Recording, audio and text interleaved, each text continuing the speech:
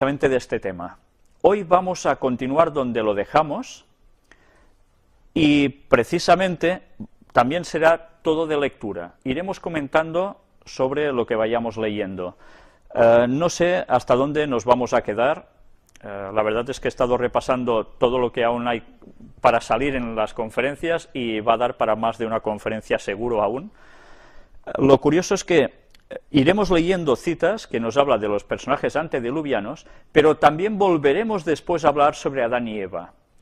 Porque, ¿qué tiene que ver una cosa con la otra? Bueno, si no entendemos que Adán y Eva es un hecho literal, vamos a quedarnos a dos velas sobre el personaje que apareció tantos años después, llamado Jesús. Por eso es interesante que nosotros captemos la profundidad de la realidad y de lo que pasó con Adán y Eva, y esa situación que se creó, para que entendamos qué vino a hacer Jesús en la historia de la humanidad. Por eso no podemos caer en el falso concepto que el catolicismo está transmitiendo, que eran sencillamente historias para que aprendiésemos algo, pero que no eran realidad, eran un mito.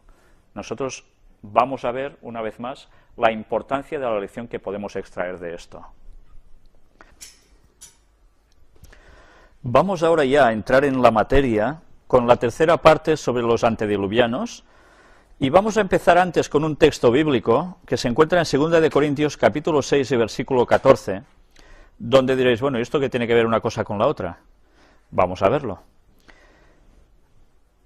No os unáis en yugo desigual con los incrédulos, porque ¿qué compañerismo tiene la justicia con la injusticia? ¿Y qué comunión la luz con las tinieblas? Estas palabras del apóstol Pablo nos están refiriendo de que el pueblo de Dios tiene que ser un pueblo especial, apartado. Esto no quiere decir que vivan ermitaños, pero sí que el contacto con los incrédulos tiene que llegar hasta un cierto punto. Porque si hay una unión, un yugo, sea en matrimonio, sea en comercio, esto va a implicar problemas para el creyente con toda probabilidad. Entonces, la luz y las tinieblas no están juntas, no puede haber comunión entre ellas. O se está con Dios o no se está. Entonces, ¿esto por qué os lo he puesto aquí? Sencillamente, con esto quiero recordaros un poco ya lo que vimos anteriormente, cómo el pueblo de Dios antediluviano iba muy bien, los descendientes de Set, hasta que empezaron a vincularse con los otros descendientes de sus hermanos de Set, los de Caín y demás.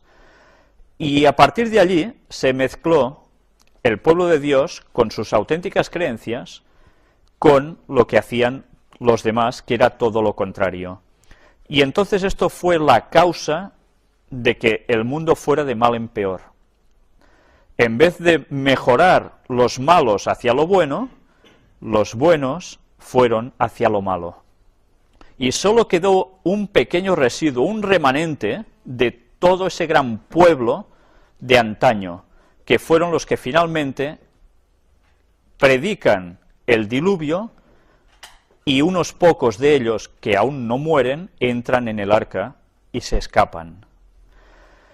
Pues bien, de esto nosotros podemos extraer aún lecciones, porque como era en antaño, va siendo ahora y lo será aún más después. Vamos a seguir con las lecturas de las citas de Ellen White, del mismo libro donde dejamos, en Patriarcas y Profetas. Lo dejamos en la página 91, vamos ahora ya por la 92. Porque su vida no está en armonía con los principios puros del gobierno moral de Dios, rechazan sus amonestaciones y niegan la autoridad de su ley. Solamente 8 almas de la enorme población antediluviana creyeron y obedecieron la palabra que Dios les habló por labios de Noé. Se especula cuántas personas habían en ese mundo antediluviano. No sabemos cifras exactas, pero las palabras de Ellen White son claras. Enorme población antediluviana. Eran muchos los habitantes del mundo antiguo. Los cálculos, como dijimos ya la otra vez, aproximadamente parece ser que podían ser la población actual o quizás hasta un poco más. Pero toda esta gente, como hemos leído al principio, rechazaba el seguir la autoridad de la ley divina. Durante 120 años, el predicador de la justicia amonestó al mundo acerca de la destrucción que se aproximaba, pero su mensaje fue desechado y despreciado. Lo mismo sucederá ahora. Antes de que el legislador, o sea, Cristo, venga a castigar a los desobedientes, exhorta a los transgresores a que se arrepientan y vuelvan a su lealtad, pero para la mayoría estas advertencias serán vanas. Dice el apóstol Pedro: en los postrimeros días vendrán burladores, andando según sus propias concupiscencias, los deseos de placer deshonestos en exceso, además, y diciendo: ¿dónde está la promesa de su advenimiento? Porque desde el día en que los padres durmieron, todas las cosas permanecen así como desde el principio de la creación. Segunda de Pedro 3, 3 y 4. Nos dice que en los tiempos finales habría gente que se reiría de que Jesús volvería, ¿no? Y, si esto ya lo decían nuestros antepasados y mira, aún estamos así. Curiosamente vamos a ver cómo ella también habla de que esto no se refiere solo a la gente que escucha esto por primera vez, sino a gente de la propia Iglesia del pueblo de Dios. ¿No oímos repetir hoy estas mismas palabras no solo por los impíos, sino también por muchos que ocupan los púlpitos en nuestra tierra? No hay motivo de alarma, dicen. Antes de que venga Cristo, se ha de convertir el mundo entero y la justicia de reinar durante 1000 años. Esto es lo que ellos dicen, el milenio. Paz, paz. Todo permanece así como desde el principio. Nadie se turbe por el inquietante mensaje de estos alarmistas, refiriéndose a los que decimos que Jesús viene pronto. Pero esta doctrina del milenario no está en armonía con las enseñanzas de Cristo y de los apóstoles. Jesús hizo esta pregunta significativa, que se aparece en Lucas 18:8. Cuando el Hijo del Hombre viniere, ¿hallará fe en la tierra? Habla de sí mismo, que se reconocía como Hijo del Hombre a Cristo. Como hemos visto, Él manifiesta que el estado del mundo será como en los días de Noé. De aquí la importancia que nosotros sepamos qué sucedió entonces, para ver cómo el cumplimiento otra vez va a ser en nuestros días y nos podemos preparar para el retorno de Cristo. San Pablo nos recuerda que la impiedad aumentará a medida que se acerque el fin. 1 Timoteo 4:1 nos dice: el Espíritu dice manifiestamente que en los venideros tiempos algunos apostatarán de la fe, escuchando a espíritus de error y a doctrinas de demonios. Ya vemos cómo Satanás no estará quieto y va a utilizar errores en las doctrinas y doctrinas provenientes de demonios para que mucha gente se extravíe. El apóstol dice que en los postreros días vendrán tiempos peligrosos, 2 Timoteo 3:1, y nos da una tremenda lista de pecados que se notarían entre quienes tendrían apariencia de piedad. Venir tiempos peligrosos, que se lo digan a los mexicanos actualmente, o que se lo digan a cualquier parte del mundo donde hay tantos problemas. La inseguridad ciudadana por todas partes, terrorismo, guerras, conflictos, delincuencia, cada vez hay más. Es imparable. Pues esto estaba profetizado que así sería. Y esto es lo mismo que aconteció en los días de Noé. El mal iba a más, no a menos. Mientras que su tiempo de gracia estaba concluyendo, los antediluvianos se entregaban a una vida agitada de diversiones y festividades. Cuando se habla del tiempo de gracia, es el tiempo que las personas tienen para aceptar a Cristo y entregar su vida a Dios y seguirle de verdad, de corazón. Eso es conocido como el tiempo de gracia. Lo tuvieron los antediluvianos hasta el momento en que se cerró la puerta del arca, y el mundo lo está teniendo aún ahora, hasta que haya un cierto momento de la historia en que eso también va a terminar. Será el fin de ese tiempo de gracia. Pero ya veis, ¿a qué se dedicaban? Diversiones y festividades. ¿Hace falta que os diga cómo está la situación actual en nuestra sociedad? La gente solo piensa en divertirse, en festividades. Bien, lo mismo precisamente que antes. Los que poseían influencia y poder se empeñaban en distraer la atención del pueblo con alegrías y placeres para que ninguno se dejara impresionar por la última solemne advertencia. Es interesante, ¿eh? Esto lo hacían los que poseían influencia y poder. ¿Quién serían? Dirigentes religiosos. Y también podrían ser gente mandataria. La historia parece ser que siempre se repite, ¿no? ¿No vemos repetirse lo mismo hoy? Y tanto.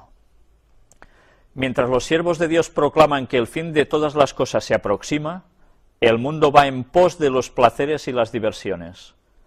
Hay constantemente abundancia de excitaciones que causan indiferencia hacia Dios e impiden que la gente sea impresionada por las únicas verdades que podrían salvarla de la destrucción que se avecina. Bien, yo que tengo mucho contacto precisamente con gente joven, puedo constatar que esto es así. Sobre todo la gente necesita excitaciones, pasárselo bien continuamente, placeres, tantos como se puedan. Pues bien, todo esto ¿qué provoca en las mentes de las personas? Que las cosas relajadas, las cosas que pueden unirnos a Dios, no tengan emoción para las mentes, y eso se desestime. Y mientras se está distraído con excitaciones, no querremos unirnos a Dios, porque Dios dice que hay cosas que no deberíamos hacer para nuestro propio bien, pero nosotros, como el mal nos gusta, pues venga a seguir con eso. Y así nadie se prepara. En los días de Noé, los filósofos declararon que era imposible que el mundo fuese destruido por el agua. Claro, no había llovido nunca. Asimismo, hay ahora hombres de ciencia que tratan de probar que el mundo no puede ser destruido por fuego, que es como va a acontecer al fin, que esto es incompatible con las leyes naturales. Pero el Dios de la naturaleza, el que creó las leyes y las controla, puede usar las obras de sus manos para que sirvan a sus fines. Él está por encima de todo. Cuando los grandes sabios habían probado a su entera satisfacción que era imposible que el mundo fuese destruido por agua, cuando los temores del pueblo se habían tranquilizado, cuando todos consideraban que la profecía de Noé era un engaño y le llamaban fanático, entonces llegó la hora de Dios. Fueron rotas todas las fuentes del grande abismo, y las cataratas de los cielos fueron abiertas. Génesis 7:11. Y los burladores sucumbieron en las aguas del diluvio. Con toda su jactanciosa filosofía, los hombres descubrieron muy tarde que su sabiduría era necedad, que el legislador es superior a las leyes de la naturaleza y que la omnipotencia no le faltan medios para alcanzar sus fines. Y como fue en los días de Noé, como esto será el día en que el Hijo del Hombre se manifestará. El día del Señor vendrá como ladrón en la noche, en el cual los cielos pasarán con gran estruendo. ¿Nos damos cuenta de cómo está describiendo esa venida de Jesús? Y los elementos ardiendo serán deshechos, y la tierra y las obras que en ella están serán quemadas. Esto aparece en Lucas 17, 26 y 30 y 2 de Pedro 3:10. Cuando los razonamientos de la filosofía hayan desterrado el temor a los juicios de Dios, cuando los maestros de la religión nos hablen de largos siglos de paz y prosperidad, y el mundo se dedique por completo a sus negocios y placeres, a plantar y edificar, a fiestas y diversiones, y desechando las amonestaciones de Dios, se burle de sus mensajeros, entonces vendrá sobre ellos destrucción de repente y no escaparán. 1 de Tesalonicenses 5:3. Es interesante cuando nosotros razonamos estas palabras. Hay un momento en la historia que estamos viviendo ahora que es de crisis. Ahora no podemos hablar que se esté edificando continuamente y se esté prosperando. Solo podríamos llegar a hablar de que se intenta aún mantener diversiones y fiestas. La gente que ahora está predicando que Jesús vuelve pronto, debido a las señales, algunos sí que se les ridiculiza, pero ahora el mundo está en un momento de crisis, y ante la crisis, la gente, y si no, probadlo, hablarles de estas cosas, y veréis que no todos son burladores, porque ahora, por un momento de tiempo, están receptivos al planteamiento de lo que nosotros les podemos dar como mensaje. Claro que debemos saberlo encarar. Pero curiosamente, cuando estas palabras se escriben, nos están diciendo de que habrá ya negocios en movimiento, se plantará, se edificará. Va a haber un momento en la historia de la humanidad en que habrá un resurgir de los momentos de prosperidad en el mundo. Esto va a acontecer en un cierto momento histórico del futuro. Y esto tiene que ver precisamente con la venida del falso Mesías. Y la gente se va a dedicar a todo esto desmesuradamente.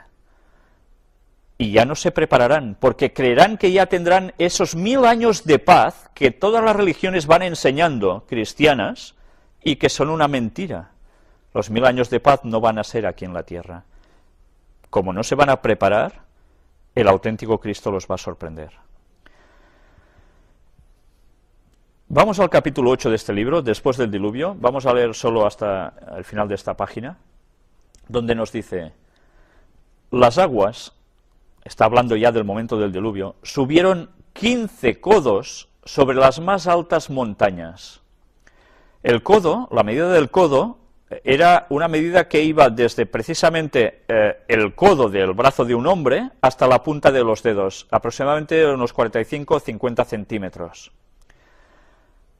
A menudo le pareció a la familia que ocupaba el arca que todos perecerían, pues durante 5 largos meses su buque flotó de un lado para otro, aparentemente a merced del viento y las olas.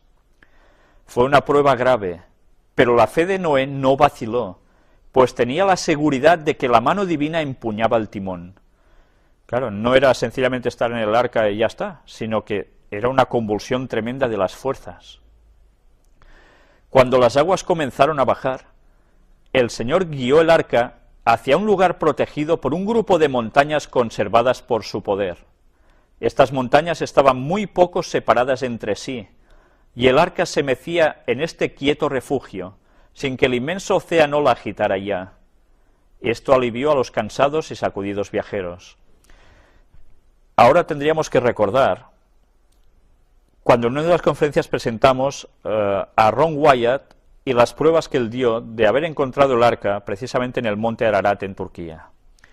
A los que entren de nuevo en esta conferencia, les remito a una anterior donde precisamente presentamos cómo él relata este acontecimiento y las pruebas que mostró al respecto. Más adelante, en otra conferencia, volveremos a hablar precisamente de Ron Wyatt y no esta arca, la de Noé, sino el arca de la alianza. Noé y su familia esperaban ansiosamente que bajasen las aguas, pues anhelaban volver a pisar tierra firme. 40 días después que se hicieron visibles las cimas de las montañas, enviaron un cuervo, ave de olfato delicado, para ver si la tierra ya estaba seca. No encontrando más que agua, el ave continuó yendo y viniendo. 7 días después, se envió una paloma, la cual, al no encontrar dónde posarse, regresó al arca. Noé esperó 7 días más, y nuevamente envió la paloma. Cuando ésta regresó por la tarde con una hoja de olivo en el pico, hubo gran alborozo en el arca. Démonos cuenta otra vez de la importancia del 7. Más tarde, quitó Noé la cubierta del arca y miró, y aquí que la faz de la tierra estaba enjuta. Génesis 8:13. Todavía esperó pacientemente dentro del arca. Como había entrado obedeciendo un mandato de Dios, esperó hasta recibir instrucciones especiales para salir. Fue cuando finalmente desciende un ángel del cielo y abre esa maciza puerta y por fin pueden salir. Pero bien, nuestro relato se va a detener aquí. No vamos a ir ya más allá de lo que acontece después, pero sí que vamos a hacer un pequeño recuerdo que aparece en Génesis capítulo 9, de qué sucedió cuando ellos salen del arca. Hay un diálogo entre Dios y Noé. A partir del versículo 8 en adelante nos dice: y habló Dios a Noé y a sus hijos con él diciendo: he aquí que yo establezco mi pacto con vosotros, y con vuestros descendientes después de vosotros, y con todo ser viviente que está con vosotros, aves, animales y toda bestia de la tierra que está con vosotros, desde todos los que salieron del arca hasta todo animal de la tierra. Estableceré mi pacto con vosotros, y no exterminaré ya más toda carne con aguas de diluvio, ni habrá más diluvio para destruir la tierra. Por tanto, tengamos claro que la tierra no va a ser destruida otra vez por un diluvio. Y dijo Dios: esta es la señal del pacto que yo establezco entre mí y vosotros, y todo ser viviente que está con vosotros, por siglos perpetuos. Mi arco he puesto en las nubes, el cual será por señal del pacto entre mí y la tierra. Y sucederá que cuando haga venir nubes sobre la tierra, se dejará ver entonces mi arco en las nubes, y me acordaré del pacto mío, que hay entre mí y vosotros, y todo ser viviente de toda carne, y no habrá más diluvio de aguas para destruir toda carne. Estará el arco en las nubes, y lo veré, y me acordaré del pacto perpetuo entre Dios y todo ser viviente, con toda carne que hay sobre la tierra. Dijo pues Dios a Noé: esta es la señal del pacto que he establecido entre mí y toda carne que está sobre la tierra. ¿A qué arco se estaba refiriendo Dios? Al arco iris. Recordemos los versículos 13 y 14. Mi arco he puesto en las nubes, el cual será por señal del pacto entre mí y la tierra, y sucederá que cuando haga venir nubes sobre la tierra, se dejará ver entonces mi arco en las nubes. Yo no sé si vosotros, cuando veis este arco, quedáis impresionados, porque a veces aparece con una belleza tremenda, con una nitidez de colores impresionantes. Para cualquier persona que ve el arco, verdaderamente le puede sorprender la maravilla que esto aparezca así. Evidentemente tiene una explicación física, ya la sabemos, pero para el creyente esto tiene una trascendencia mucho más profunda. Cuando empieza a llover, vemos que aparece el arco, suele ser por la refracción con el sol. El pensamiento del cristiano es distinto al del otro ser humano en general. Él sabe que algo sucedió hace muchos años atrás que provocó esta situación. Y esto debe recordarnos que Dios hizo un pacto con Noé y con sus descendientes, o sea, nosotros también. Y nos sigue aguantando para no destruirnos por diluvio, por más mal que lleguemos a hacer las cosas. Tiene misericordia aún de nosotros. Pero va a llegar un momento en que su misericordia, ese tiempo de gracia, se va a terminar. Y luego la tierra ya no va a ser destruida por agua, sino que va a ser por fuego, en el retorno de Jesús. Y me acordaré del pacto mío que hay entre mí y vosotros, y todo ser viviente de toda carne, y no habrá más diluvio de aguas para destruir toda carne. Estará el arco en las nubes, y lo veré, y me acordaré del pacto perpetuo entre Dios y todo ser viviente, con toda carne que hay sobre la tierra. Dios sigue manteniendo su pacto, y cada vez que nosotros vemos esto en el cielo, recordemos este pacto de Dios con el hombre. Y no lo veamos solo como, mira, qué curioso, qué bonito es cómo queda esto. Dios nos lo sigue mostrando para que recordemos lo que pasó y lo que va a volver a acontecer, pero que mientras aún tiene misericordia de nosotros. Y ahora vamos a entrar en el comentario bíblico adventista del séptimo día, tomo 7a, que son escritos también de Ellen White.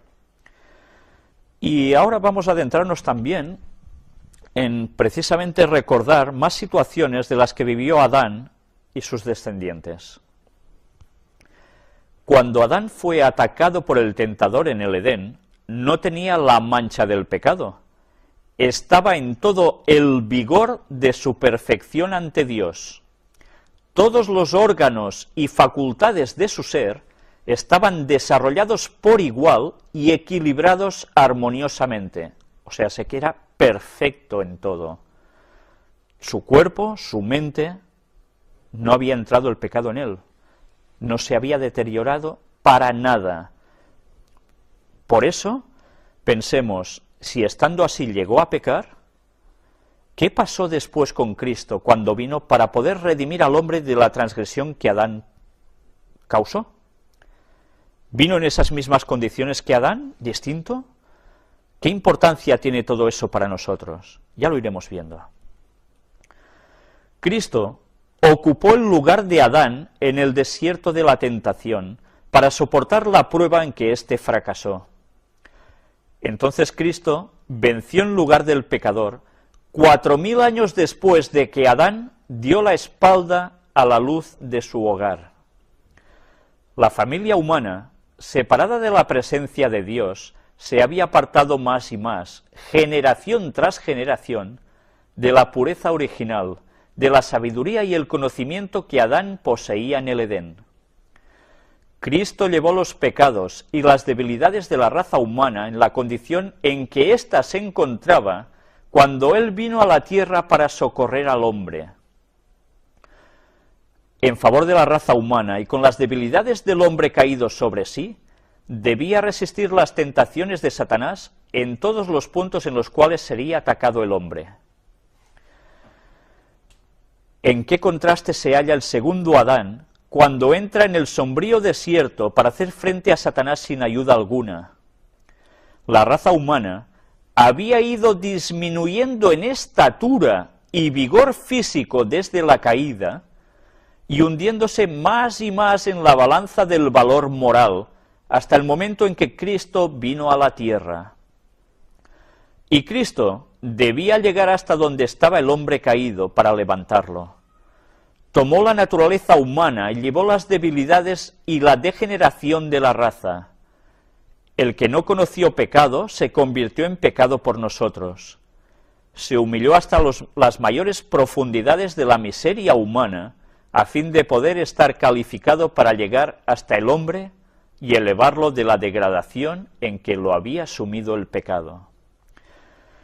Si aquí nos damos cuenta, vemos como la raza humana, con el paso de las generaciones, había ido disminuyendo en estatura, en potencia intelectual, en capacidades, y esa es la naturaleza que Cristo coge humanamente. No viene como Adán, de una estatura impresionante, ni con una perfección absoluta en todo, viene como un hombre de su época, y con ese deterioro de la carga del pecado que llevaba en su cuerpo por generaciones, él asume eso mismo.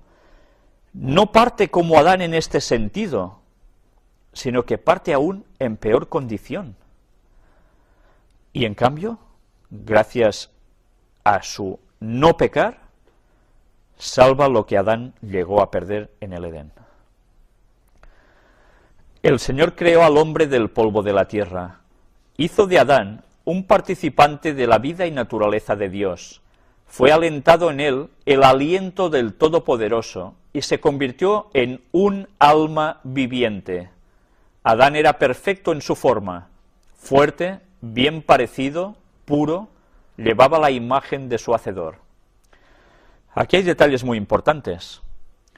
El hombre fue hecho del polvo de la tierra, del barro, nos habla el texto, de una arcilla rojiza, y que, no sé si lo comenté alguna vez aquí, curiosamente cuando nosotros tenemos desgarres musculares, por lesiones de entreno o cualquier circunstancia, cuando nos aplicamos ese barro rojizo, fresco, sobre la zona afectada, nos lo envolvemos con un trapo típico de las sábanas de antes, y descansamos con él, y eso lo hacemos varias veces, después nos limpiamos, evidentemente, regeneramos nuestros tejidos de un modo impresionante, mucho mejor que con pomaditas y cualquier otra cosa.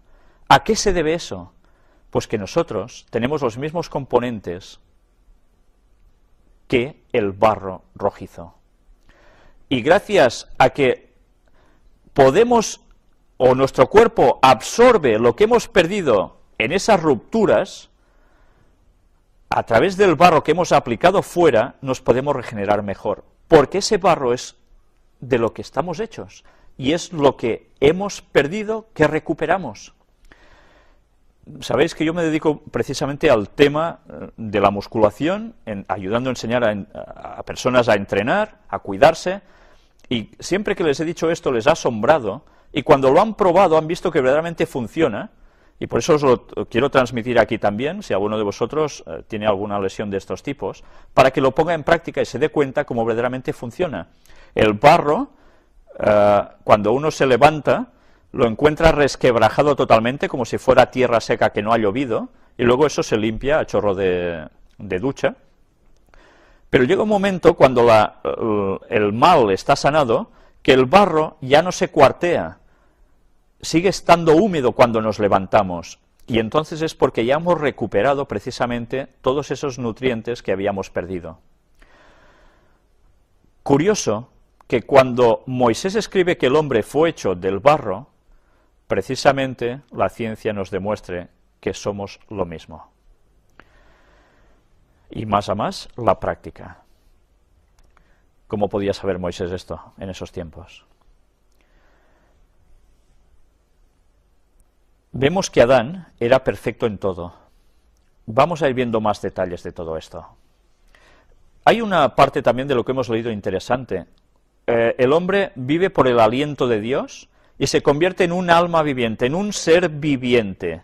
Fijémonos como el término alma no quiere decir alguien descarnado de su cuerpo, que pulula por ahí cuando uno se muere o algo parecido, sino que el alma es un ser, es la persona, y puedes ser alma viva o alma muerta, depende si el aliento de Dios está en ti o no. Esto es interesante para empezar a tirar por tierra el concepto de alma, que nos lleva al mundo del espiritismo, y del que todo el cristianismo prácticamente ha mamado. Y esto debemos tenerlo presente, cuidado con el concepto de alma. Algún día trataremos el tema precisamente de la muerte, si Dios quiere. Hay tantos temas por tratar. El hombre salió de las manos de su Creador perfecto en su organización y bello en su forma, o sea que no hizo ningún mono, ni ningún bichito extraño que luego evolucionara. El hecho de que por 6000 años haya resistido el peso siempre creciente de enfermedades y crimen, es prueba concluyente del poder de resistencia con que al principio fue dotado. Interesante, ¿eh? Adán fue coronado rey en el Edén. Se le dio dominio sobre toda cosa viviente que Dios había creado. El Señor bendijo a Adán y a Eva con una inteligencia que no dio a ninguna otra criatura. Hizo de Adán el legítimo soberano de todas las obras de las manos de Dios. El hombre, hecho a la imagen divina, podía contemplar y apreciar en la naturaleza las obras gloriosas de Dios. Fuimos hechos a imagen divina, no a especie rara de nada. Y esto siempre debemos tenerlo presente, somos imagen divina, pero lo hemos de conservar tanto como podamos, física, mental y espiritualmente, porque si no, ¿cómo vamos a pretender ser hijos de Dios? Para ser hijos de Dios hemos de recordar nuestros orígenes y hemos de querer seguir siendo hijos de Dios desde un principio hasta el final. Adán tenía temas como motivos de contemplación en las obras de Dios en el Edén, que era el cielo en miniatura.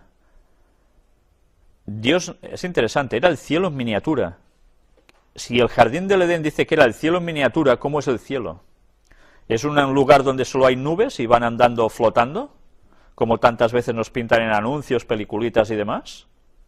Pues no, aquí nos está describiendo cómo es el cielo, ¿eh? Dios no creó al hombre meramente para que contemplara las gloriosas obras de Dios. Por eso le dio manos para trabajar, así como mente y corazón para meditar. Si la felicidad del hombre hubiese consistido en no hacer nada, el Creador no le hubiera asignado un trabajo a Adán. El hombre había de encontrar felicidad tanto en el trabajo como en la meditación. ¿Por qué vemos ahora actualmente tantos problemas en la humanidad? ¿Por qué estamos viendo que la gente que está en paro se aflige mentalmente? Porque esta no es la condición natural para el hombre. El hombre necesita trabajar. para su cuerpo y para su mente. Pero también necesita algo importante, y es la meditación. Se puede trabajar y se puede estar meditando, se puede estar quieto y se puede meditar también, pero la persona que siempre está quieta, está siempre ociosa, por circunstancias que sean, su mente no va a estar en la meditación, porque su cuerpo también le pide algo más. Por tanto, es necesario el equilibrio en el ser humano. Dios creó al hombre para la gloria divina, para que después de pasar por la prueba y la aflicción, la familia humana pudiera llegar a ser una con la familia celestial. El propósito de Dios era repoblar el cielo con la familia humana si hubiera demostrado obediencia a cada palabra divina. ¿Habéis visto lo que pone aquí?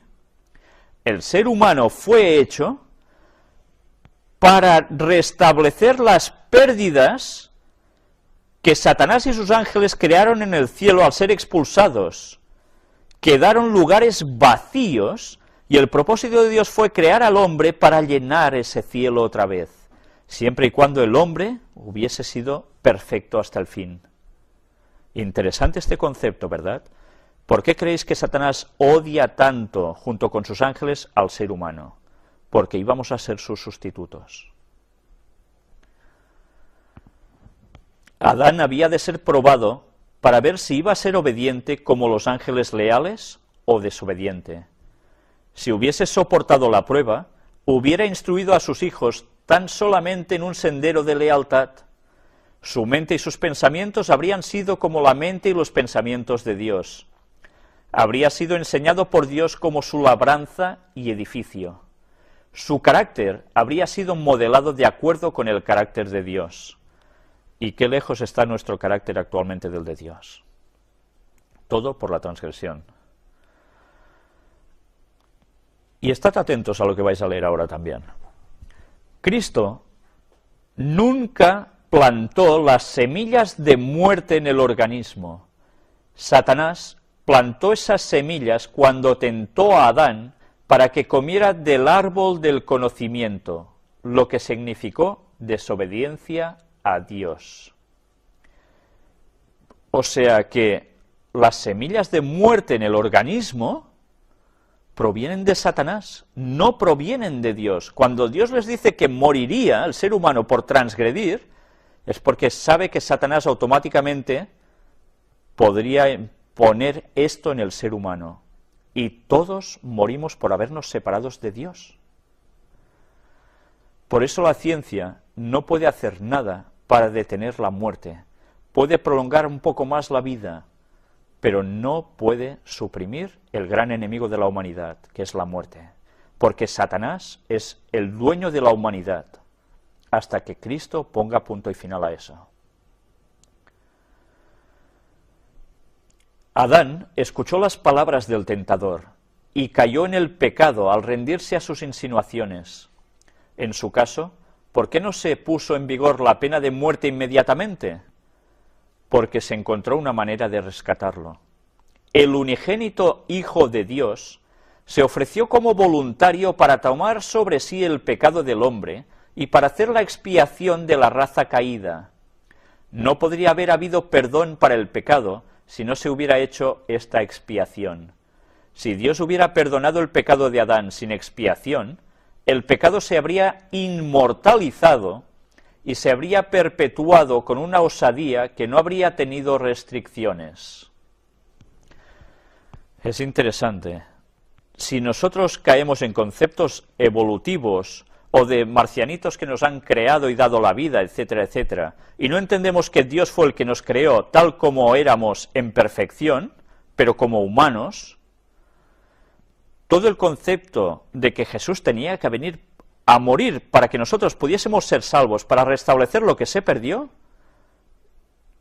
se perdería también el concepto de por qué Jesús vino a la tierra. Por eso, qué difícil es entender que el catolicismo ahora pregone que la evolución es un hecho hasta que sale el ser humano como tal.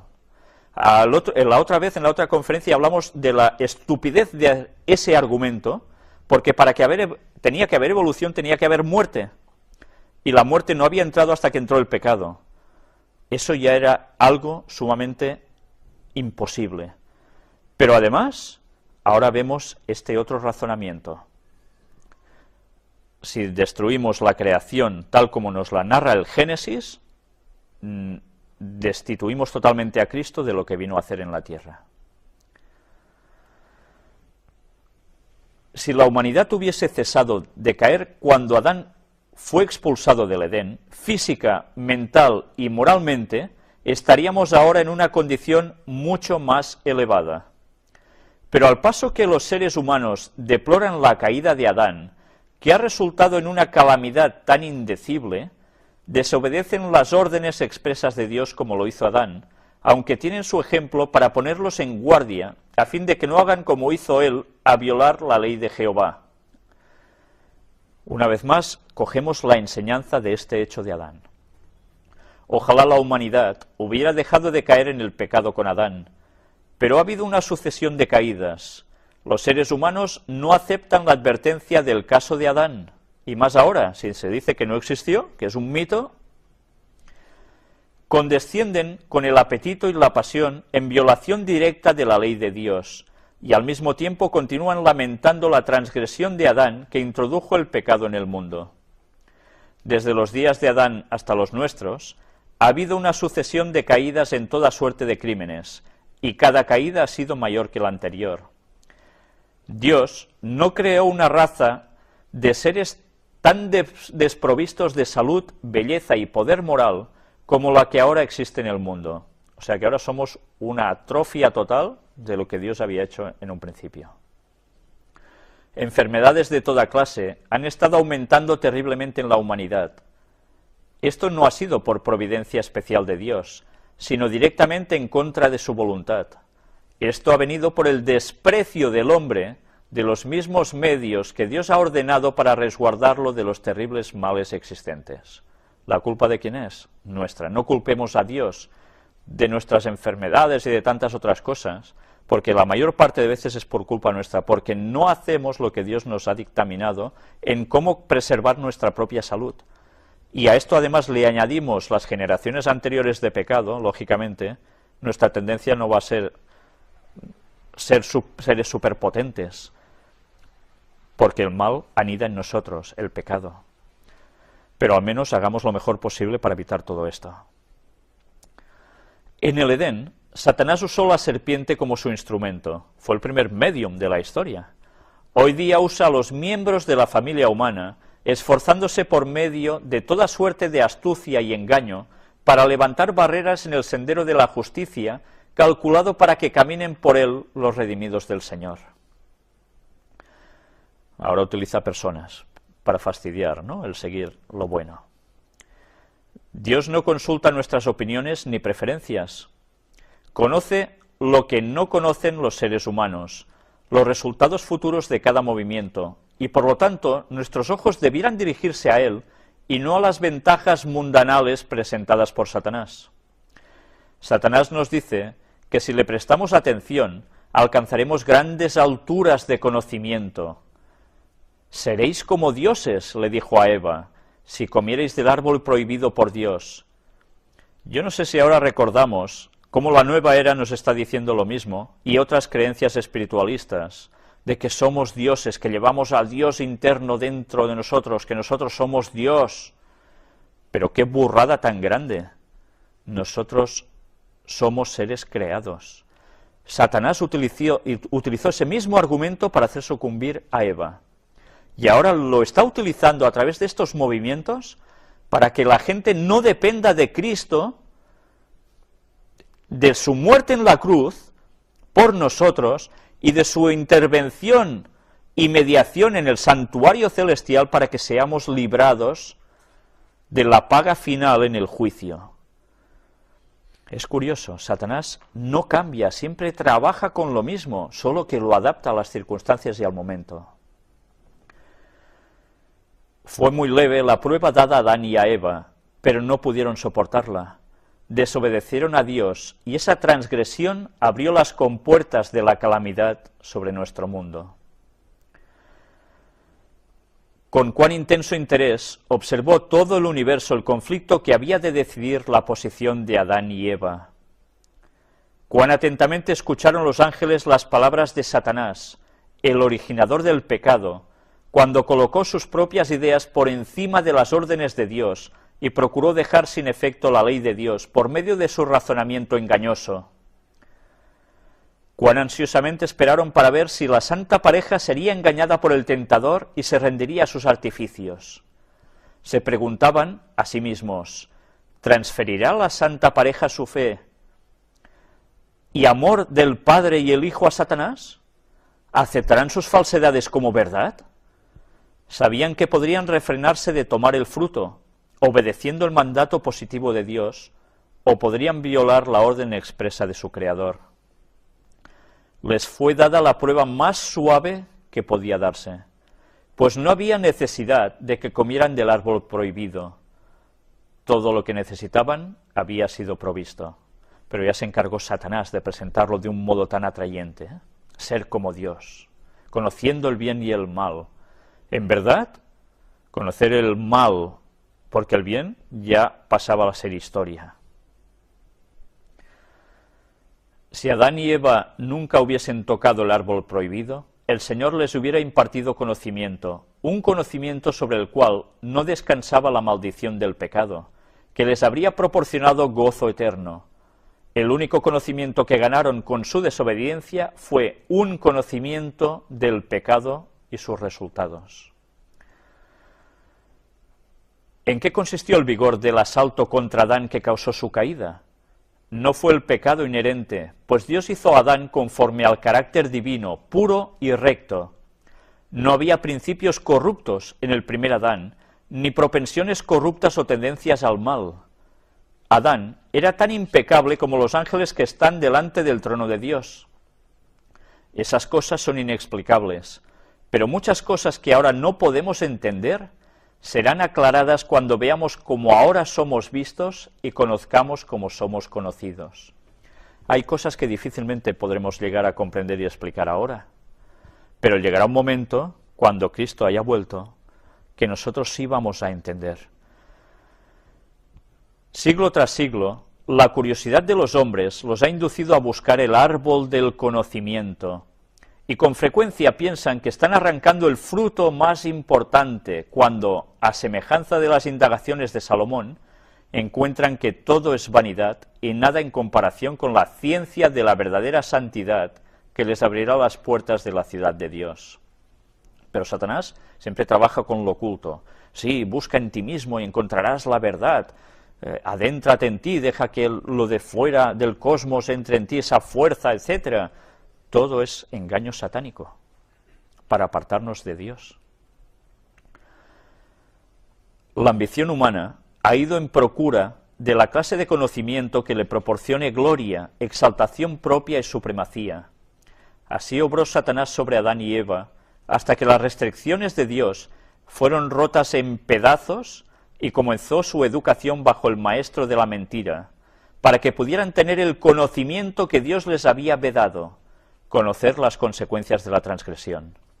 Y así es como Satanás va instruyendo a los seres que han caído, humanos, en todas esas doctrinas y falsas creencias que pasaron a formar parte de todo el pueblo humano que no seguía los designios de Dios, como seguían los descendientes de Set.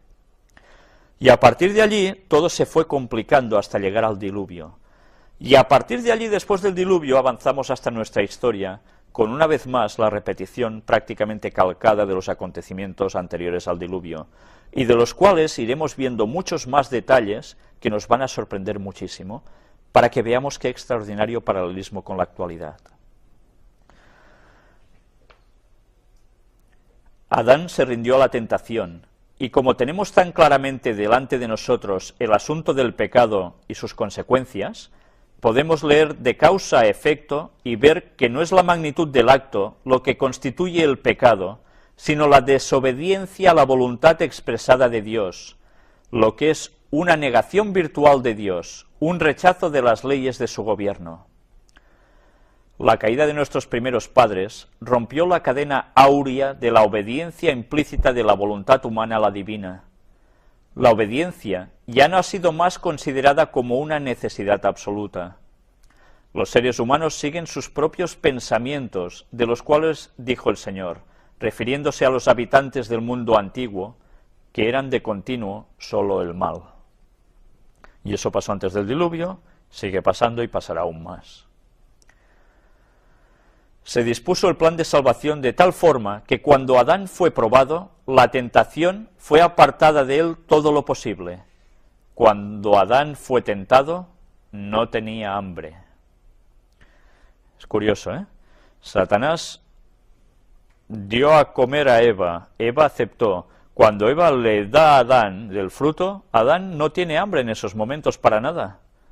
Pero en cambio, él sucumbe. Incluso más fácil lo tenía para rechazar. Dios tenía poder para retener a Adán, impidiéndole tocar el fruto prohibido. Pero si lo hubiese hecho, Satanás hubiera tenido un asidero para acusar de arbitrario el gobierno de Dios.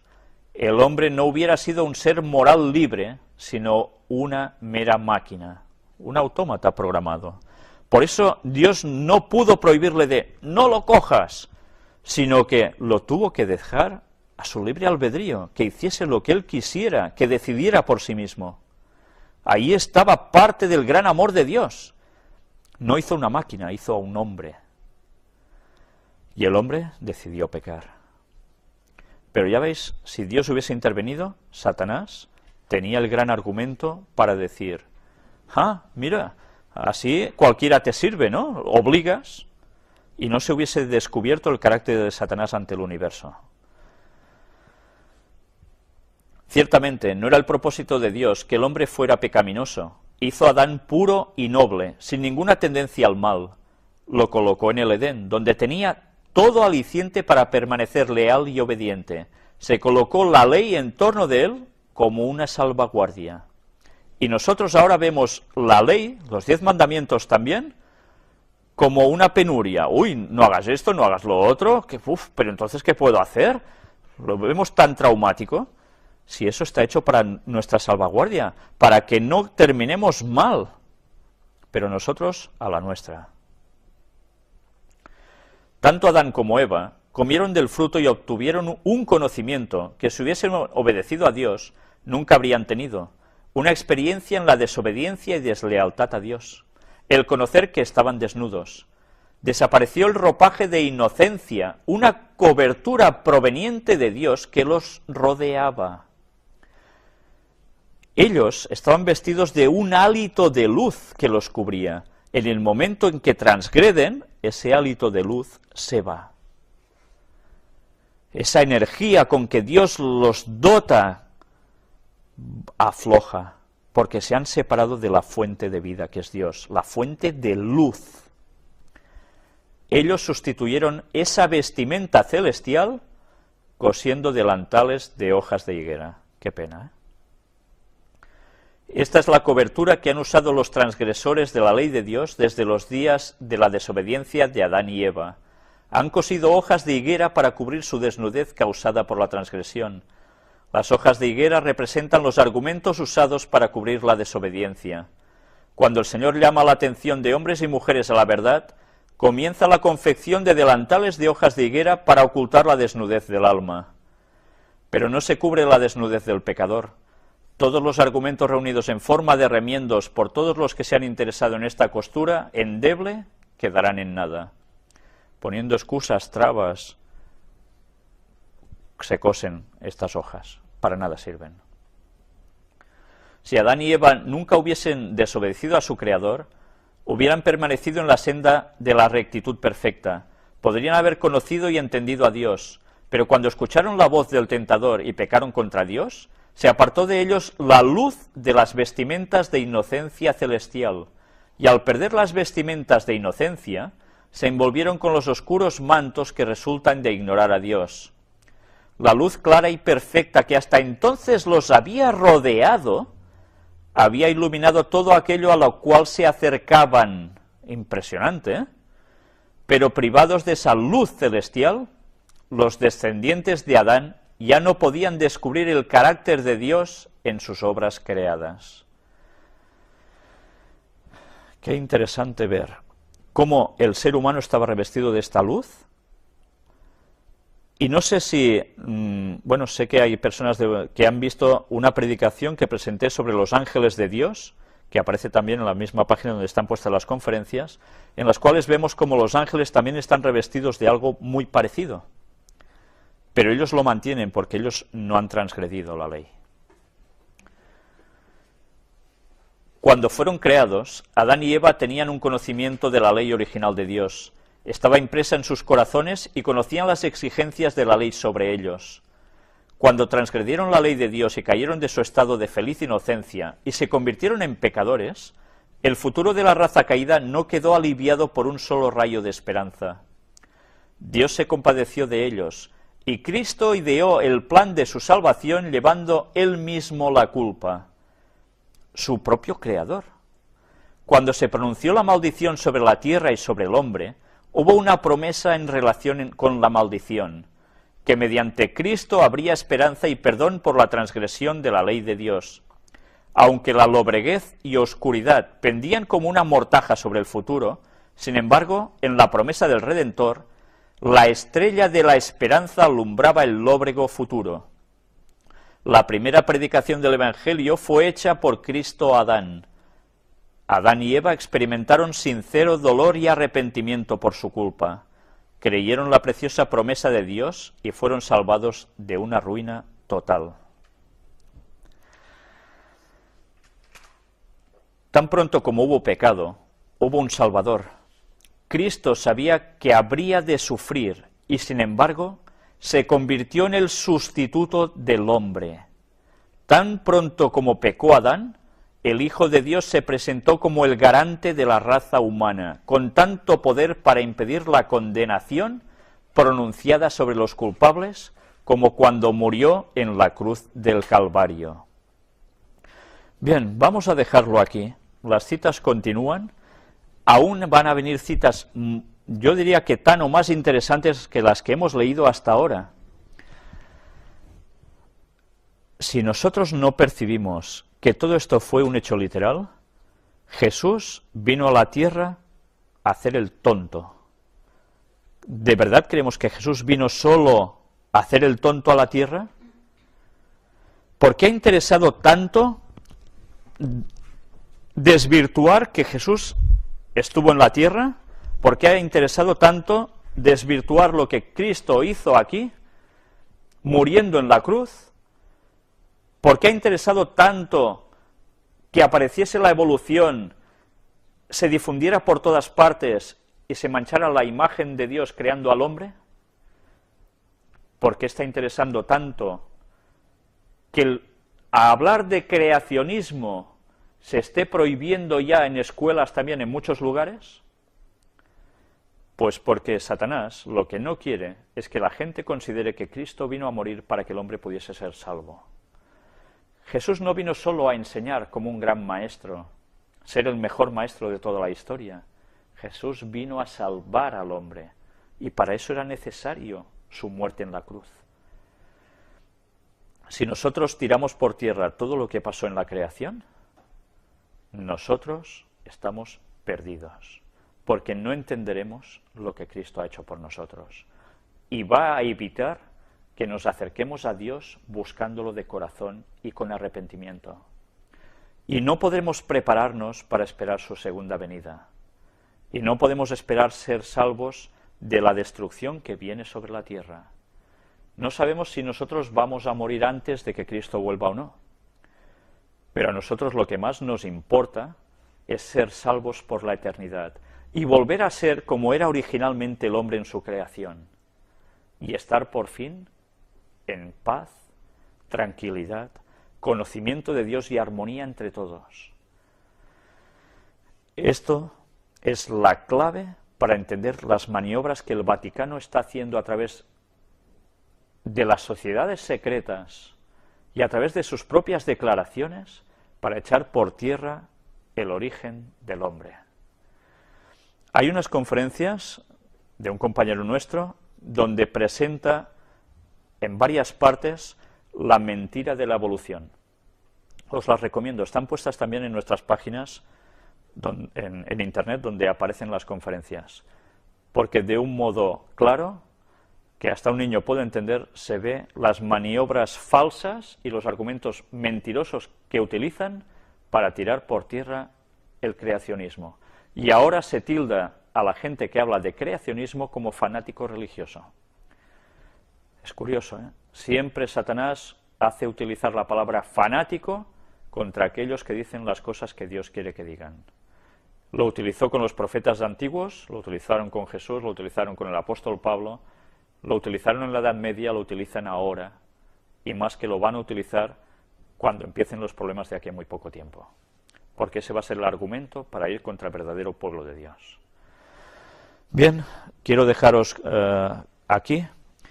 La próxima conferencia intentaremos presentar el tema de la visita del Papa a Alemania, porque verdaderamente vamos a ver cómo muchas cosas tienen un gran ligamen con todo esto y con lo que nos espera.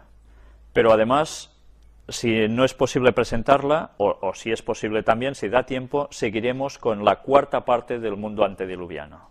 Muchas gracias. Hasta la próxima. Exhorta a los transgresores a que se arrepientan y vuelvan a su lealtad, pero para la mayoría estas advertencias serán vanas. Dice el apóstol Pedro: en los postrimeros días vendrán burladores, andando según sus propias concupiscencias, los deseos de placer deshonestos en exceso, además, y diciendo: ¿dónde está la promesa de su advenimiento? Porque desde el día en que los padres durmieron, todas las cosas permanecen así como desde el principio de la creación. Segunda de Pedro 3, 3 y 4. Nos dice que en los tiempos finales habría gente que se reiría de que Jesús volvería, ¿no? Y, si esto ya lo decían nuestros antepasados y mira, aún estamos así.